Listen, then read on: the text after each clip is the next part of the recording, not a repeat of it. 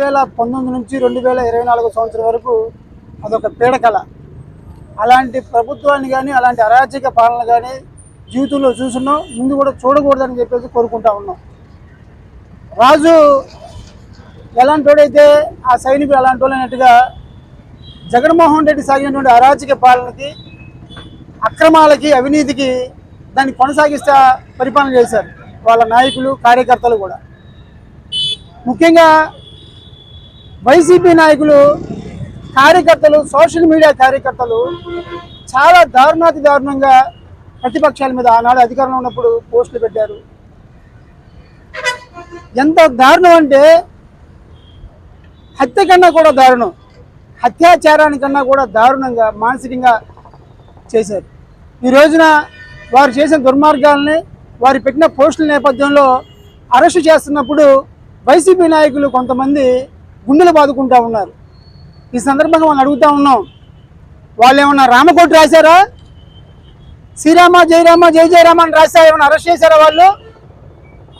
అలాగే బోరుగడ్డ అనిల్ కానీ, పోసాని కృష్ణమూర్తులు కానీ, వీళ్ళు ఏమన్నా గరికపాటి నరసింహారావు గారి లాగా, చాగంటి కోటేశ్వరరావు గారి ప్రవచనాలు చెప్పారా? వీళ్ళు రాసిన రాతలు, కూసిన కూతలు రాష్ట్ర ప్రజల యొక్క మనోభావాలు ఏ విధంగా దెబ్బతిన్నాయో ఆ రోజున చంద్రబాబు నాయుడు గారు, పవన్ కళ్యాణ్ గారి కుటుంబ సభ్యులు ఎంత నరకం అనిపించారో తెలుసా మీకు? ఎంత జుగుప్సాకరంగా, ఎంత అసభ్యకరంగా, సభ్య సమాజం తలదించుకునే విధంగా ఆ రోజున రాసినప్పుడు మీరేం చేశారు? మీరు ప్రోత్సహించారు కదా. జగన్మోహన్ రెడ్డి గారు, ఆ రోజున 100 మాదిగులు, మాగదులు అనేటువంటి మంత్రులు, మీరు చేసిన వాటిని మీ కార్యకర్త కొనసాగించారు. ఆవు కనుక చేలం వేసింటే దూడ గట్టును వేసిన విధంగా మీరు సాగించేటువంటి అరాజకాన్ని వాళ్ళు కొనసాగించారు. ఇంకా దారుణమైనటువంటి విషయం ఏంటంటే, ఇప్పుడు మమ్మల్ని అరెస్ట్ చేస్తున్నారు, అక్రమంగా అరెస్ట్ చేస్తారు. ప్రభుత్వం చేసినటువంటి అక్రమాలను ప్రశ్నిస్తూ కూడా అరెస్ట్ చేస్తూ ఉన్నారు. ప్రభుత్వ అక్రమాలను అరెస్ట్ ప్రశ్నించడం అంటే ఏం చేసింది? ఈ కూటమి ప్రభుత్వం వచ్చిన తర్వాత అంతా మంచిగా జరుగుతుందిగా, ప్రజలు ప్రశాంతంగా ఉన్నారుగా. మీ యొక్క దుర్మార్గం పోయిందని, అరాచకం పోయిందని గుండెల మీద చేసుకొని బతుకుతున్నారుగా. ఇంకా అంబటి రాంబాబు గారు ఉన్నారు, ఇతను ఒక బఫూన్, ఇతను ఒక లోఫర్, ఇతను ఒక కామెడీ పీస్. ఇతను రేపల్లో తంతే సత్తెనపల్లిలో పడ్డాడు వచ్చి. సత్తెనపల్లి ప్రజలు మంచోళ్ళు కాబట్టి నాకు గ్లాసు నా గుండెలో గుచ్చుకుంటుందంటే క్షమించి ఆ రోజున అతనికి గెలిపించారు. కానీ అతను చేసిన దుర్మార్గాల్ని, దాష్టికాల్ని చూసి సత్తెనపల్లి ప్రజలు ఒకటి చాచి కొడితే వచ్చి గుంటూరులో పడ్డాడు. ఇప్పుడు ఈ సందర్భంగా అంబటి రాంబాబు చెప్తా ఉన్నాం, రేపల్లి అంత మంచి ప్రజలు, సత్తెనపల్లి అంత మంచి ప్రజలు గుంటూరు ప్రజలు కాదు. గుంటూరు ప్రజలు ఎక్కడ కొడతారో నువ్వే ఊహించుకోమని చెప్తా ఉన్నాం. చెప్పు చూపించాడు పవన్ కళ్యాణ్ గారు, అతని మీద సుమోటోగా కేసు పెట్టాలంటున్నావు.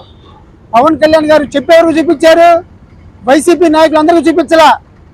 ఎవరైతే అన్యాయంగా, అక్రమంగా, ఆధారాలు లేకుండా పదే పదే పదే ఒకటే విమర్శిస్తూ ఉంటే కోపము, సహనం దాటి ఆ రోజున వైసీపీ నాయకులు ఎవరైతే పవన్ కళ్యాణ్ గారు విమర్శించారో వాళ్ళని మాత్రమే తిట్టాడు, వాళ్ళకి మాత్రమే చెప్పులు చూపించాడు. పవన్ కళ్యాణ్ గారు కానీ, జన సైనికులు కానీ ఏ రోజున వైసీపీ నాయకుల కుటుంబాల గురించి, కుటుంబ సభ్యుల గురించి, కుటుంబంలోని ఆడపిల్లల గురించి ఏ రోజు కూడా ఒక్క మాట మాట్లాడాల.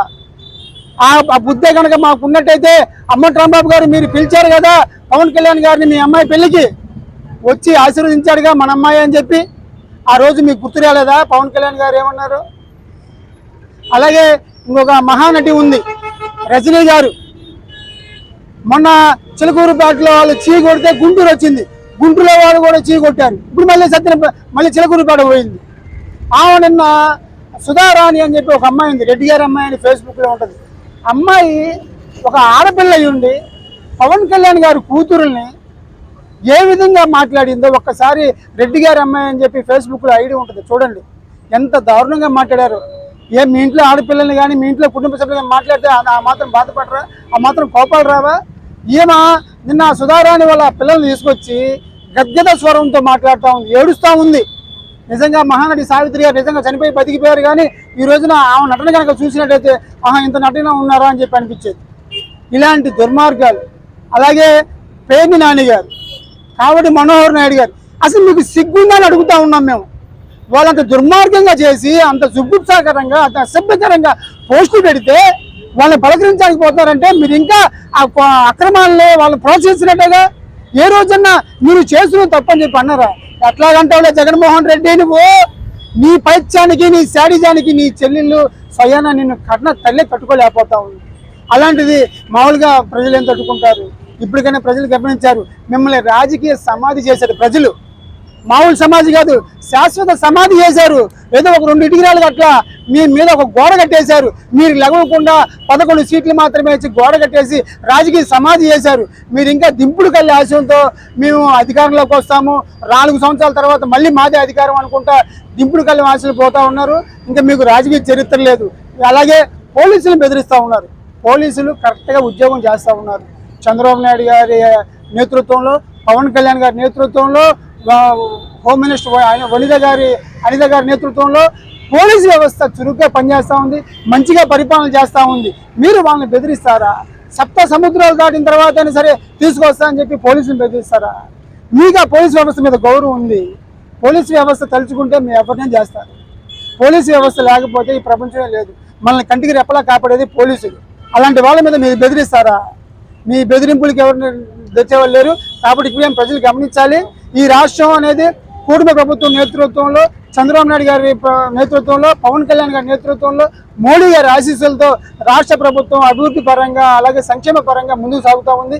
రాష్ట్ర ప్రజలు ఏదైతే కోరుకొని, ఏదైతే నమ్మి, ఏదైతే ఆశ పెట్టుకొని కుటుంబ ప్రభుత్వాన్ని ఎన్నుకున్నారో అదేవిధంగా ప్రజల ఆశీస్సుల ప్రకారం కుటుంబాలతో మాట్లాడుతూ ఏడుస్తూ ఉంది మహానటిలాగా. వీళ్ళందరికీ ఒకటి చెప్తా ఉన్నాం, 2024లో మీ దుర్మార్గాలు, మీ అరాచకాలు, మీ అవినీతిని భరించలేక ఈ రాష్ట్ర ప్రజలందరూ కూడా మీకు రాజకీయ సమాధి కట్టారు. ఈ రాజకీయ సమాధిలో నుంచి శాశ్వత సమాధిలోకి వెళ్ళిపోయారు. మీరు మీ రాష్ట్రంలో వైఎస్ఆర్ పార్టీ అనేది కనుమరుగైపోయింది. అరాకొర ఉన్న మీలాంటి వాళ్ళు కూడా దాన్ని పూర్తిగా నాశనం చేయడానికి సిద్ధంగా ఉన్నారు. ఈ సందర్భంగా మేము చెప్పేది ఏంటంటే, కూటమి ప్రభుత్వం వచ్చింది, ప్రజలు సుఖశాంతులతో ఉన్నారు, ఆనందంగా ఉన్నారు. ఒకవైపు అభివృద్ధి, ఒకవైపు సంక్షేమం దిశగా ముందుకెళ్తా ఉన్నారు. మీ అరాచక శక్తుల్ని మీరు పెంచి పోషించడం వాళ్ళని కూకటి వేళతో పోలీస్ శాఖ తీసేస్తూ ఉంది. కాబట్టి మీరెవరూ బాధపడాల్సిన పని లేదు. ప్రజలు సుఖశాంతులతో ఉన్నారని తెలియజేసుకుంటా ఉన్నాం. మీకు ప్రజలు శాశ్వతంగా రాజకీయ సమాధి కట్టారు. మీరు ఇంకా లేచే పరిస్థితి లేదని చెప్పి తెలియజేస్తాం.